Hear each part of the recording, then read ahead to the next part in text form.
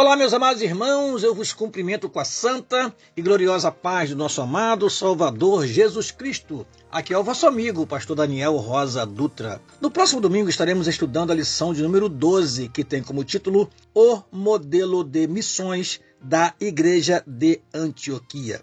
E a leitura diária desta segunda-feira, dia 11 de dezembro de 2023, foi intitulada pelo nosso comentarista como A Igreja em Antioquia da Síria era estratégica para missões.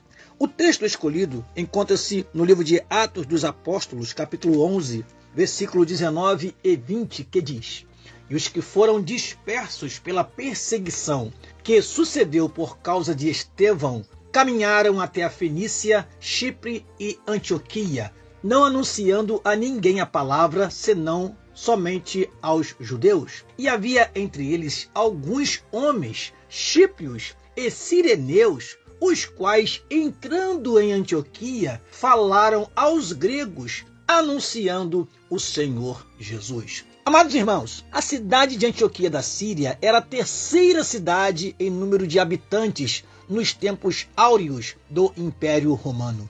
A lição nos fala que, em termos populacionais, esta cidade era superada apenas por Roma e Alexandria. Em Antioquia da Síria habitavam cerca de 500 mil pessoas. Nesta movimentada cidade, pelo menos 4 imperadores romanos residiram: Diocleciano, Constâncio II, Juliano e Valente.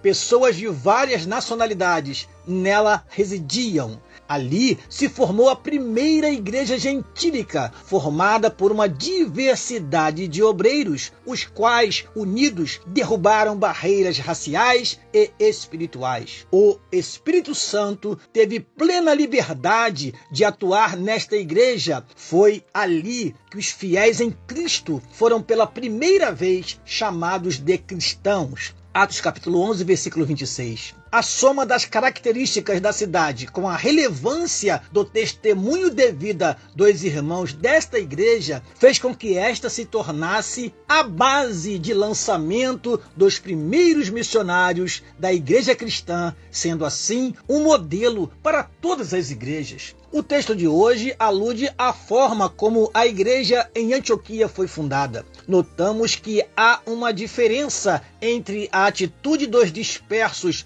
do versículo 19 e a atitude dos dispersos citados no versículo 20. O primeiro grupo anunciava o evangelho apenas aos judeus. Porém, os dispersos citados no versículo 20 ousadamente entraram em Antioquia e pregaram o evangelho aos gregos. Ao fazerem isso, muitos se converteram ao Senhor. Foi tão grande o agir de Deus nesta cidade, a ponto de os apóstolos que estavam em Jerusalém, a mais de 400 quilômetros de distância, souberam do que ali acontecia e imediatamente enviaram Barnabé, o qual, ao chegar na cidade, encontrou um grupo fervoroso de fiéis e constatou que a graça de Deus estava sendo abundantemente derramada sobre eles. Era o cumprimento das promessas divinas. As bênçãos de Deus não estavam mais restritas a um só povo, a uma só nação. Barnabé então foi buscar Saulo em Tarso e juntos promoveram uma espécie de seminário de 1 ano. Pregação e ensino fazem parte da grande comissão. A ordem é: ide pregai e também ide fazei discípulos. No início do capítulo 13 de Atos, vemos que profetas e doutores atuavam nesta igreja sob a inspiração do Espírito Santo e, num dado momento, em meio à oração, jejum e serviço ministerial, o Espírito Santo fala diretamente para eles: apartai-me a Barnabé e a Saulo para a obra a que os tenho chamado. Barnabé e Saulo, então, deram início à primeira viagem missionária da igreja cristã. O que vemos nessa lição é Deus estrategicamente escolhendo a cidade de Antioquia para ali estabelecer a igreja de Antioquia e fazer desta igreja um modelo de igreja missionária para todos nós. Deus vos abençoe em nome de Jesus. Amém.